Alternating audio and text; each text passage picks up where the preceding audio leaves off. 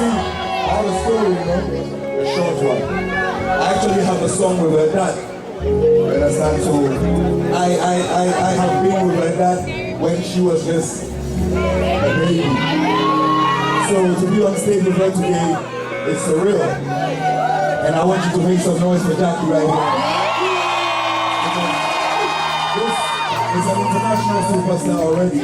That's my favorite song that you've done, one of your very new tracks. It always rings in my head, and I hope to hear it tonight before I leave. Something undone. That one. Yeah, that one. Thank you so much. So, I'm going to leave you to the songstress to take the rest of it.